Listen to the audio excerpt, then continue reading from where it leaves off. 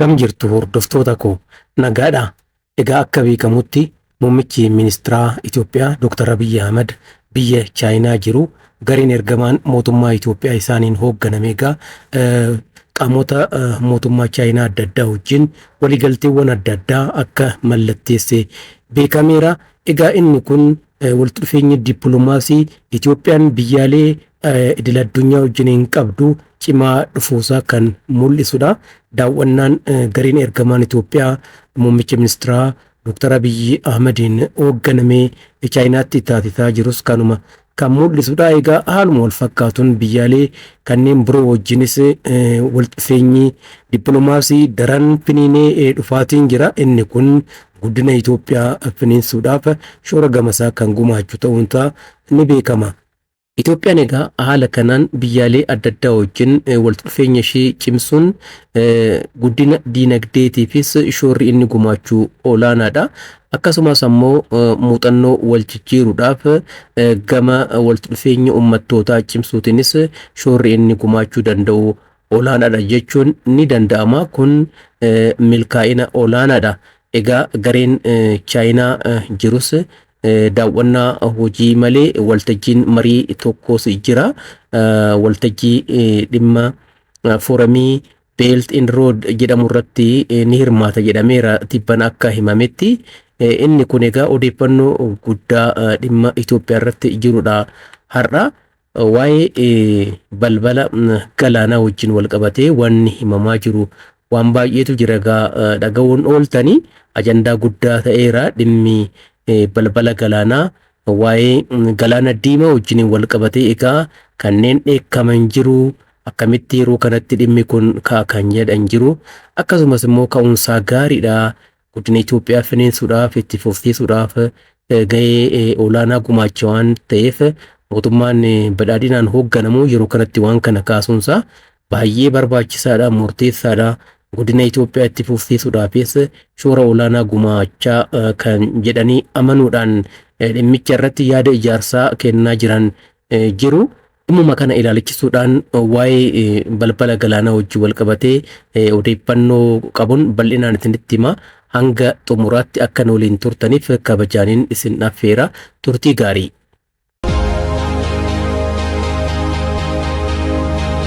Uummata dilbii biyya balbala galaanaa hin qabne Itoophiyaa jedha mata dureen ani odeeffannoodhaan isiniif kennuuf jiru kun. Gara boodaatti hin deebinu. Deebi'uun hin jiru duubatti. Imalli keenya gara fuulduraatti qofa. Haalli seenaa qabeessi Itoophiyaan balbala galaanaa akka dhabdu ittiin taasifame sirriitti beekama. Amma godaannisa hooquun faayidaan nuuf fiduu danda'u hin jiru gonkumaa. Gaabbiin gatiin qabu kaa. Qaama Itoophiyaa kan turte Eertiraan waggoota 30 dura biyya birmaduu ta'uu dandeessee jirti. Birmadummaan Eertiraa kan Itoophiyaa hin caalu. Birmadummaa Itoophiyaatii gadis miti. Wal qixadha. Wal caalmaa hin qabu. Dhimma kanarratti kanneen hanqina ilaalchaa qaban dogoggora isaanii sirreeffachuu qabu. Yookaan ammoo akkuma barame kanneen dhugaa jiru waakkachuudhaan socho'an baandaawwan biyya isaanii ganuudhaan beekaman waan ta'aniif waa'ee isaanii dhiisuma wayya. Yerootu deebii guutuu kennuufii danda'a. Itoophiyaan amma biyya dhiyoos ta'ee fagoo jiru kamiyyuu wajjin waraana suukaneessaa keessa seenuu hin barbaaddu. Itoophiyaan dursitee dhaquudhaan eenyuyyuu hin tuqxu. Uumama ishees miti inni kun. Kana jechuun qaama faayidaa ishee fi birmadummaa isheetti dhufee calliftee ilaaltii jechuu miti. Yoo nu tuqan akkam akka taanu beekna. Yoo dursuudhaan nu tuqan akka kanniisa gaagurri jalaa tuqamee ta'uudhaan akka kaanu beekamaadha. Hundatu nu beeka. Bookeen kanniisa marsuu hin dandeessu. Yoo martites kanniifni akkam akka godhuun ni beekama. Hiddees miidhaarraan geessisa. Hooggantoonni Itoophiyaa durii Eertiraa wajjin akka wal waraannu taasisuudhaan lammiiwwan keenya miliyoonaan lakkaa'aman waraana kaayyoo fi galma hin qabneen dhiigni isaanii dhangala'ee hurufa gammoojjii Eertiraa keessatti hafan. Hooggantoonni sun sababa hanqina beekumsaa fi hubannoo dhabuudhaan akkasumas ammoo adeemsa dogoggoraa hordofaniin miidhamni himamee hin dhumne nu mudate. Kana yaadachuun akaakilee fi abaabilee keenya darban komachuu fi miti. Keessumattuu bara bulchiinsa sirna darguu Koloneel Mangistuu Hayilamaariyaamiin hoogganametti dargaggeessa qeerroo meeqatu humnaan walitti qabamuudhaan gammoojjii Eertiraa keessatti akka hafu taasifame. Yeroo bulchiinsa adda dimokiraatawaa warraaqsa uummattoota Itoophiyaa Addawaayittis lafa cittuuf jecha dargaggoota 60,000 meeqatu dhumee nu jalaa hafe. Kana yaadachuun barbaachisaadha. Dinagdeen nu jalaa barbadaa'e hoo hamma milaata safartuu qabaa? Asuma dhiyoo kana sababa quufa qondaaltota waayyaanneetiin waraana suukkaneessaadhaan lammiiwwan keenya meeqatu nu jalaa dhume. Barbadaa'umsi akkasumas manca'insi mudate kasaaraan ijaan mul'atu lammiiwwan Itoophiyaa biyya isaanii jaallatan hunda keessa isaanii bobeessuudhaan xiiqii keessa kan galchudha. Kun dhugaadha. Itoophiyaan amma hooggansa haqa kana ga'umsaan hubachuu danda'u qabdi. Mootummaa maal na dhibeedhaan laphee isaa dhiitessuudhaan uummata bal'aa waraana suukaneessaatti oofuu hin qabdu. Humnoonni waraanatti akka galluuf dhiibbaa taasisan garuu gamaa gamana jiru. Kun beekamaadha. Garuu milkaa'uu fi hin danda'u. Gonkumaa hin milkaa'an.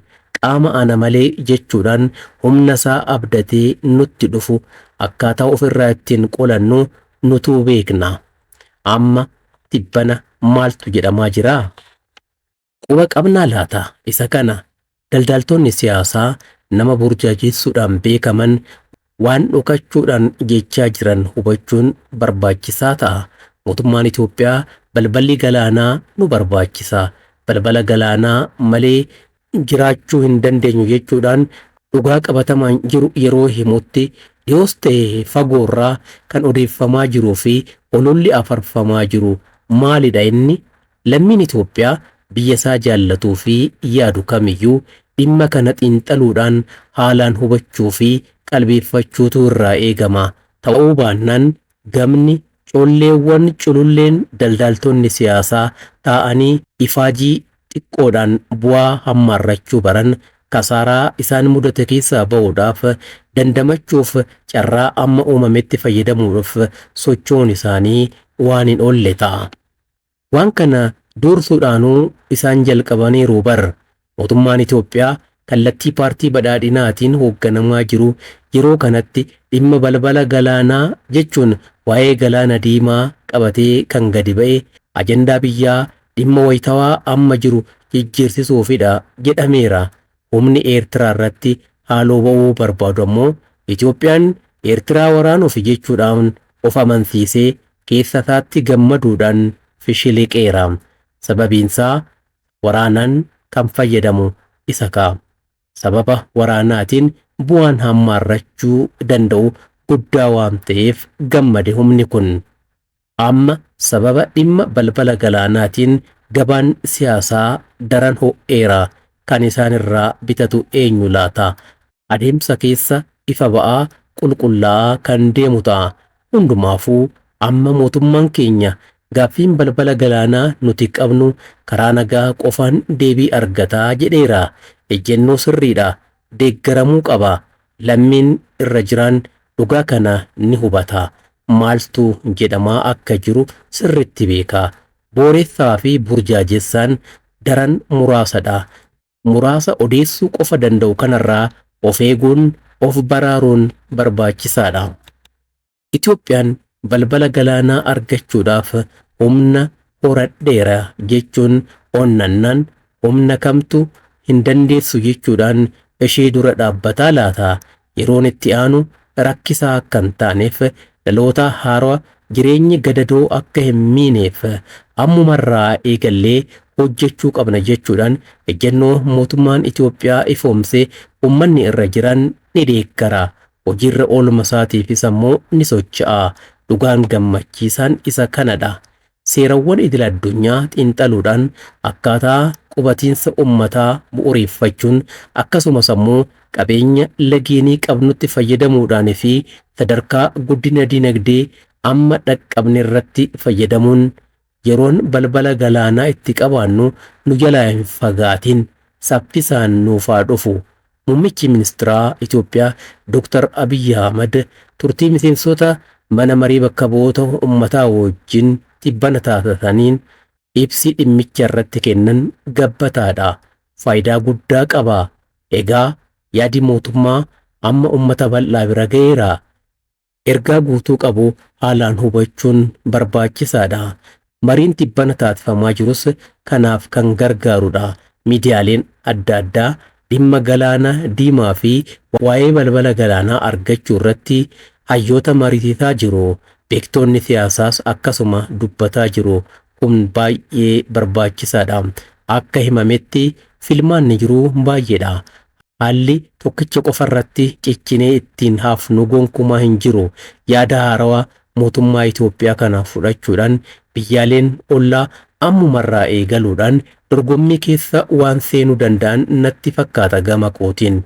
Murteen deebii kan Itoophiyaati. Isa kam wayyaa?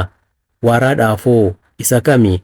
Haara galfii dhalootaa kan oomu jechuudhaan murteen qabatamaan harka Itoophiyaa keessa jira. Dhugaan qabatamaan jiru isa kanadha. Akkaataa yaada dhimmicha irratti haa mari'annu. Muummichi ministeeraa dhiyeessaniin ammaan booda mariin ilaa fi ilaamee bal'aan ni finiinaa jedhameet eegama. Qaamoleen dhimmi isaan ilaallatus ni socho'u. Hayyoonni ni dubbatu. Kanayyuu eegalaniiru. Sagalee beektota seenaa dhaga'uudhaaf jirra bal'inaan. Filmaanni jiru hundumtuu ni dhiyaata. Mariin hayyootaa walta'umsa uuma. Dadammaqiinsi siyaasaa fi humni gahaan ni uumama. Seenessi galaana diimaa irraa adda nu baasellee ilaalamee sirraa'aa jechuudha. Akka biyyaatti balbala galaanaatti abbaa akka taanuuf yeroon nu jalaa hin fagaatin waan hordoftaniif baay'een isin galatoomfadhaa. Nagaatti fayyaa ta'aa.